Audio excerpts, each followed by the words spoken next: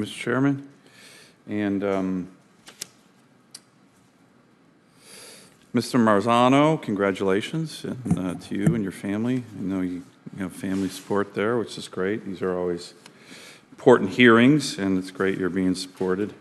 I want to follow on a couple of Senator Capito's questions. First, this telework issue. I certainly hope that if you're confirmed, that you just make a strong stance, right? This is ridiculous. I have Alaskans who fly 4,000 miles from Alaska to come meet with like FCC commissioners and staff, and they can't do it. They can't even go into the buildings. They meet them in Starbucks because these guys aren't working. It's remarkable to me that we have federal workers, and there's tens of thousands who still sit at home in their pajamas on, they don't even do work, in my view. Let me just you mentioned it, but talk about this issue of mentorship. This could be an exciting time for small-scale nuclear, as we're talking about. And yet young people, if they join the commission, come in and they have no mentors. They think working in their pajamas is a benefit. It's not a benefit. You need mentors. You need smart people to help the next generation. Can you maybe give a little stronger statement on this telework issue? It's kind of, in my view, it's absurd. And if most Americans knew that their federal governments, 90% of them still sit at home, they don't come into work, it's ridiculous. What do you think? Be a little stronger on this. Yes, Senator. So my experience in the workforce, especially the nuclear workforce, and before telework was a real important, or became more ubiquitous across the industry. The characteristic of the nuclear workforce today is that there is a large age gap. There's a lot of folks that are there that are potentially retiring, and there's folks that are coming in. And so what that required of me and many nuclear professionals across the country that are in these jobs is to get up to speed quickly. Yeah. And yes, you do that over Zoom when you're a 25-year-old engineer sitting at home in your little apartment? Well, when you're operating a nuclear power plant, you're an engineer for a nuclear power plant, you got to get your hands on. Yeah. And so it's going to be important in those aspects. And I think I have a bit of understanding and learning exactly how those interactions or which interactions at the NRC are kind of similar to that. But those have to happen. Yeah. And again, hiring. I got a couple more questions, but I really think you should commit to this committee that you're going to help do something about this. It's to Senator Capito's point, it's really absurd, right? It is, and it's harmful for the new employees, even though they think they're getting a great deal. Oh, great, I can work at home. It's not good for them either. So let me get to your experience level. There's been some concern that, this is a really important commission. There's a lot of new stuff happening, that your experience is not up to par for where commissioners are. As a matter of fact, the Breakthrough Institute, they stated that you may be the least experienced commissioner ever seated at the NRC if confirmed. So what's your response to that? I know you're a contractor with the Naval Nuclear Propulsion Program, but what's your response to being called the least commissioner ever in terms of experience? Yes, Senator. Well, I would bring to the commission today an experience as a senior reactor operator, the first license holder to sit on the committee in nearly 20 years. And I think it's extremely important to recognize what that means in terms of the technical expertise that I bring, but then also the direct experience with the impact of NRC's regulations and understanding how they're implemented on the ground. My Navy experience, I was able to train sailors, some that are fresh out of high school, to operate engine rooms of nuclear-powered submarines. Did you see the Breakthrough Institute's criticism of your nomination? I'm aware of it, yes. And what's your direct response to it? My direct response is that it's certainly inaccurate. I don't think it fairly characterizes my experience. I don't think it fairly characterizes, the work that I did for this committee and the Senate in getting the Advanced Act passed as well. Again, that senior reactor operator experience is an extremely important view to bring to the commission today. And if I may, again, going back to my point about getting up to speed in this industry, the folks that are of my generation that are mid-career right now had to learn a lot fast in order to take bigger and bigger roles in the industry today. And I think that perspective, and I think in terms of my career level, is something that is an asset that I would bring, and understanding kind of the modern issues that are facing the industry and both the staff and the NRC. And I think that those things are certainly of value to the commission. Mr. Chairman, I have a couple more questions. Is it okay to go ahead. to hit on those?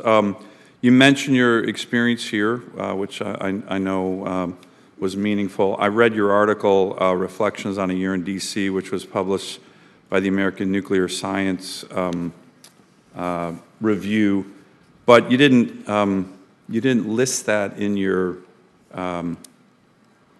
requirement for the application before the committee as one of your written articles. Why didn't you do that? You know, you're supposed to list everything you wrote. You only wrote that a year ago. Seems pretty relevant. Was there something you were like trying to hide from that? No, Senator, that was a simple oversight. My interpretation of that question was, research papers, anything that I published along those lines, and if that was an oversight on my part, I'd take responsibility for that. Okay. Let me go to permitting reform. Now, no offense, I don't want to be too partisan here, but I've been working with Senator Capito and others for almost 10 years now, since I got to the Senate, on permitting reform. Efficient, timely, certain. My state, the great state of Alaska, is ground zero for you can't permit anything. You want to build a sidewalk, you want to build a road. Every radical lower 48 environmental group in the country, you want to get avgas in your, a delay on avgas for your small airplanes. Every lower 48 group comes and sues, stops, delays. It's crazy, and our laws allow it. We have a gold mine called the Kensington Mine, Southeast Alaska, employs about 400 people, $110,000 is the average wage. It took 20 years to permit that mine, 20 years. Nobody thinks that's a good idea. And no offense, but my Democrat colleagues are the ones who block permitting reform. That's just a fact. So I worry that as the Democrat nominee, a Democrat committee that's chaired 3-2, that the opportunities for particularly this new generation of nuclear will be stymied and stalled because Democrats don't focus on permitting reform. They're fine with 20-year gold mine projects in Alaska. They kind of align themselves with some of these radical lower 48 groups. So what's your view on permitting reform to take advantage of this? You think it should take 20 years to permit a gold mine or a nuclear facility or a small-scale nuclear? This is a really important issue. And I know you've seen it. I know you've worked on it. You guys are going to be in charge. And if we go the old way, and it's the Democrat way, it's going to be a problem. What's your view on this? Well, I certainly think that there is tremendous room for improvement in getting projects done faster. And my role as a commissioner... And Senator Capito's point, nobody wants to, abandon safety. That's not what we're...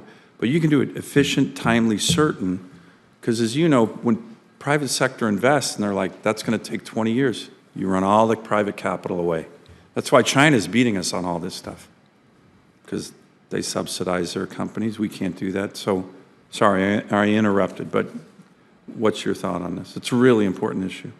Well, certainly my role as a commissioner, if confirmed, is to be driving those efficiencies as Congress has directed in the ADVANCE Act. Yeah, we did. And I take that to heart, and I will faithfully execute. I think it's extremely important in order for nuclear power to be making a contribution to grid reliability. And yes, reducing carbon emissions. And so it's in the interest to improve, and that's what the ADVANCE Act directs the NRC to do. Let me ask one final question. Have you ever been to Alaska? No, sir, I've not. Okay. Can I get your commitment if you get confirmed that you go up to Alaska, visit some of the remote communities. I have over 230 communities in my state that are not connected by roads. We try to get them connected by roads. Like I said, every radical lower 48 environmental group in the country stops. You can't build a road in Alaska. You want to build a road in Delaware or somewhere else, sure, nobody cares. In Alaska, you try to build a road, 20 environmental groups sue to stop. So I have communities 230 communities that aren't connected by roads. So everything costs more, everything, including power generation, because almost everybody's on diesel. And you try to get off diesel, these lower 48 groups will sue, stop us. No, you can't do that. You can do it in Delaware, you can do it anywhere else. Can't do it in Alaska, sorry. We got to keep you pristine. They have no idea what they're talking about. None of them from Alaska. So can I get your commitment? So there's excitement on these ideas of small-scale nuclear that can maybe help some of these smaller communities that have a lot of poverty, super high energy rates. So can I get your commitment, if confirmed, to come up and just see what it's like to live in a super remote community who, when you try and get things done, lower 48 environmental groups stop everything, would be helpful for you guys. We don't have any nuclear power there now. We used to, by the way, on our military bases a long time ago. But there's some excitement along these lines, and as you probably know, Eielson Air Force Base was looking at or is still looking at a small modular program, would be the first one in the military, which I'm sure the NRC is involved with. I know they're involved with. So can I get your commitment on that? Any thoughts on getting power generation to really remote parts of America, not just Alaska, West Virginia? Yes, Senator. I will certainly visit the state. There is extremely important, nuclear work that's going on there. The same power systems that Eielson Air Force Base is considering also provide the opportunity to serve small communities as well. And so it would be absolutely imperative for the Commission to have an understanding of those applications as well. Great, good. Thank you, Mr. Chairman, for letting me go over. You bet. Important question. I would say on a personal note, as you may know, Senator Sullivan, Matt and his wife, who's here with us today, Jennifer, are the parents of a young son, Silas, who's, I think, about a year old. When our sons were a bit older than that, my wife and I had the opportunity to go to Alaska and to visit, among other places, Denali, the Great One. We had just a most wonderful experience. So you may want to, Silas a little bit young to go over, try to conquer Denali, but you may want to keep that on your to-do list. Now, the one thing I do ask a lot of people to come to Alaska, and a lot of them come in the summer, right? I was just out fishing a couple days ago, but it would be really good for you to go to Eielson in January, February, where it's 40 below zero and dark, right? So that just gives you another. We won't be doing any field hearings that time of year. Right. All